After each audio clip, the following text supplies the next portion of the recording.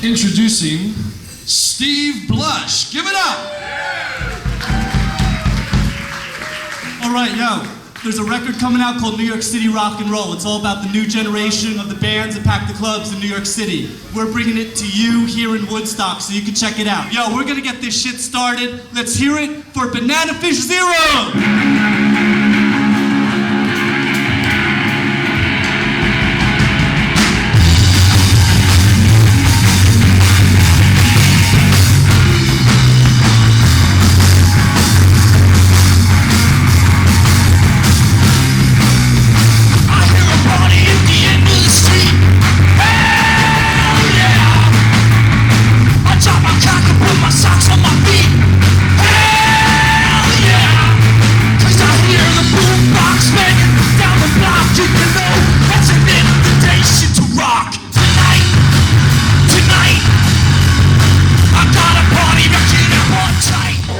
Shaw from Sonicproduct. I'm here with Stephen Blush.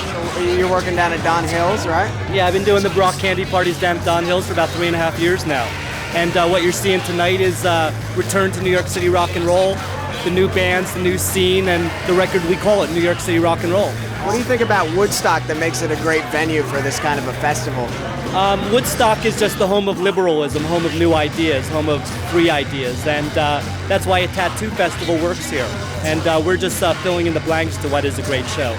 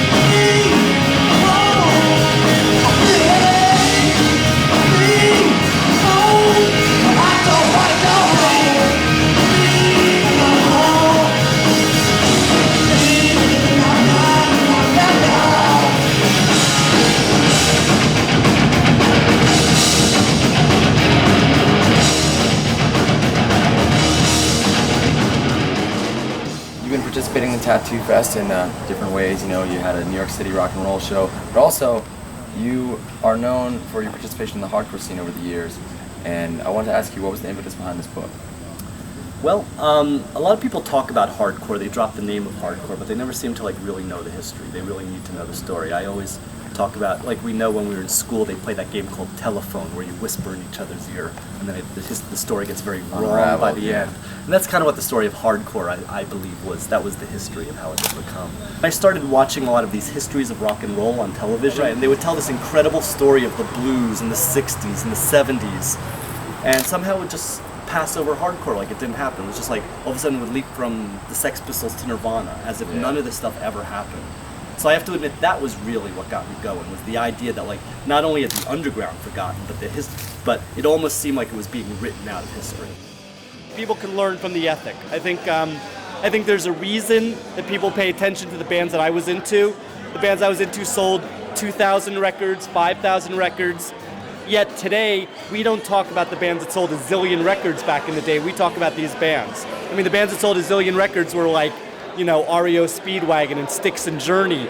But, we were into the Bad Brains, we were into Black Flag, we were into Minor Threat, we were into MDC, bands that we lived by. So I think kids could learn from caring so much, and that's what it's about. And I think the reason you see so many kids today who mimic hardcore, or act punk rock, or act any of these revivals is because they realize that we were onto something back then.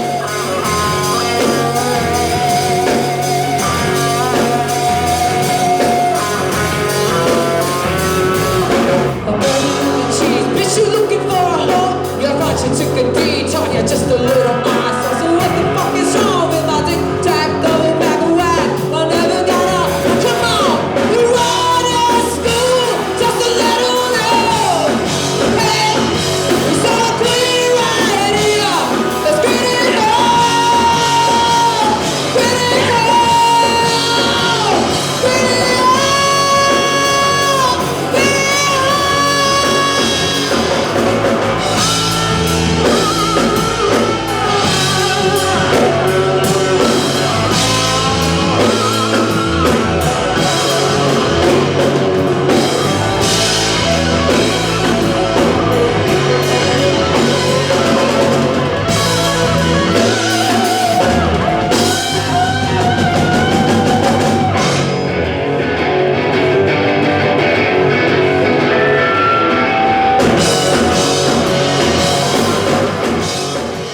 Don Hill called me and brought me in, there was no rock scene going on in New York.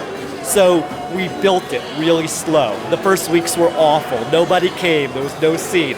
But after months and months and months, people responded. One thing I like about the scene we have here is it's so driven by women. You see all the girl bands playing here tonight. And it's fierce, powerful women doing it. So now that we got it established in New York, we bring it here with a fierce attitude, and I think that's what you're seeing here. A lot of the bands I've noticed tonight are female-oriented, and there's really not many females out there rocking, so that's another thing that is really cool about the New York City scene. There's so many chick rockers that are just out there doing it. So these girls are not doing shit that it's not the Alanis Morissette vibe. It's not the fucking Britney Spears vibe. It's they're rocking and they're playing. It's not all about broken hearts anymore. You know, yeah, they're not up there bitching. You know. Yes.